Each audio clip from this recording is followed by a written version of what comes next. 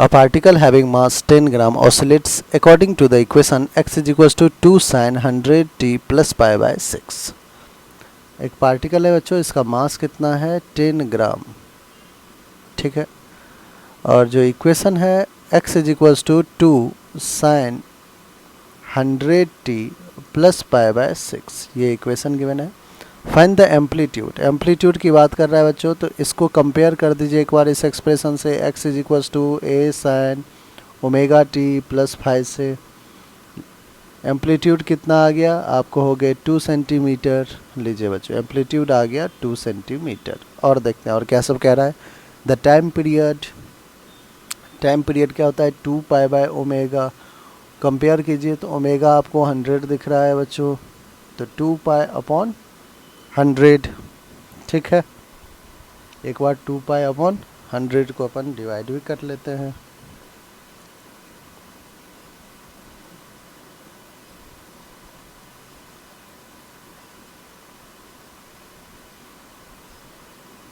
.063 second, ये लीजिए time period भी आ गया।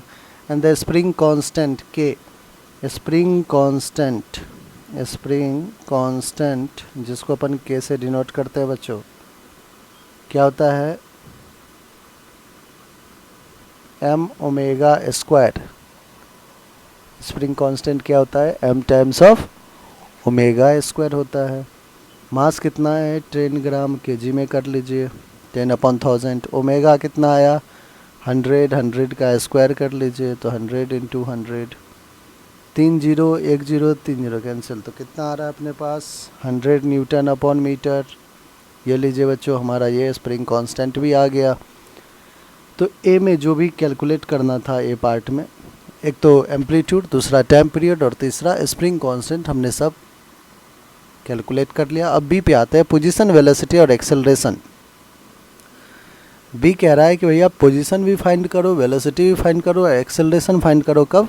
जब t की वैल्यू क्या हो 0 हो, एट t इक्वल्स टू 0, ठीक है। आइए बच्चों पोजीशन से शुरू करते हैं अपन।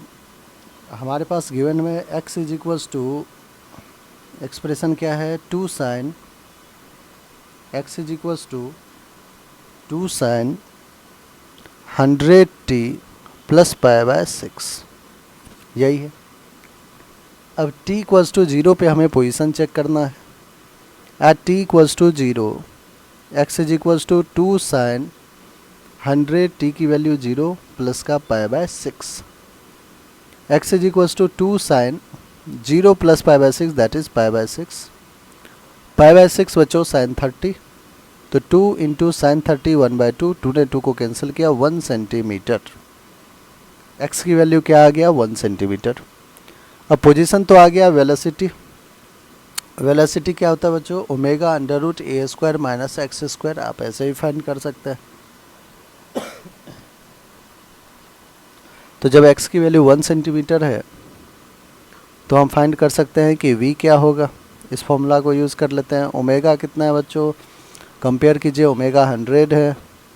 अंडर रूट ऑफ एम्पलीट्यूड कितना आया था 2, 2 का स्क्वायर 4 माइनस एक्स कितना है 1, 1 का स्क्वायर 1, 100 रूट 3 कितना आया 100 रूट 3,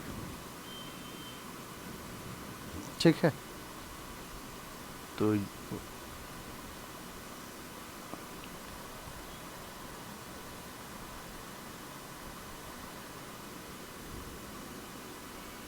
इसको बच्चों एक बार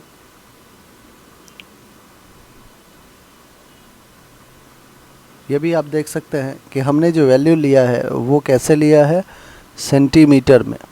इसको मीटर भी बनाना पड़ेगा बच्चों, ठीक है। ये जो 4 है 4 ए स्क्वायर माइनस एक्स स्क्वायर, ए की वैल्यू क्या है सेंटीमीटर में। सिमिलरली यहाँ पे 1 की वैल्यू क्या है सेंटीमीटर में, x1 सेंटीमीटर।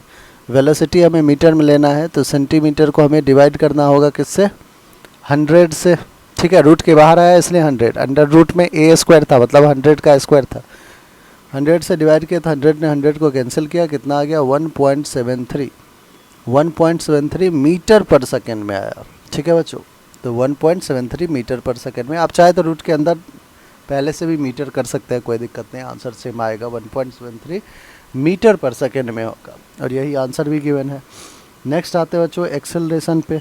एक्सेलरेशन क्या होता है, अगर मैग्नीट्यूड देखें तो ओमेगा स्क्वायर इंटू एक्स, ठीक है, ओमेगा स्क्वायर, ओमेगा था 100 तो 100 का स्क्वायर, एक्स कितना है 1 सेंटीमीटर, 100 ने 100 को कैंसिल किया तो कितना आ गया बच्चों 100 मीटर पर सेकेंड स्क्वायर, और देखिए 1 सेंटीमीटर था इसलिए 1/100 कर लिया, तो 100 मीटर पर सेकेंड स्क्वायर आपका एक्सेलरेशन आ चुका है। इस तरीके से हमने बी पार्ट भी कंप्लीट कर लिया, 1 सेंटीमीटर 1.73 मीटर पर सेकेंड एंड 100 मीटर पर सेकेंड स्क्वायर, ये आपका परफेक्ट आंसर है।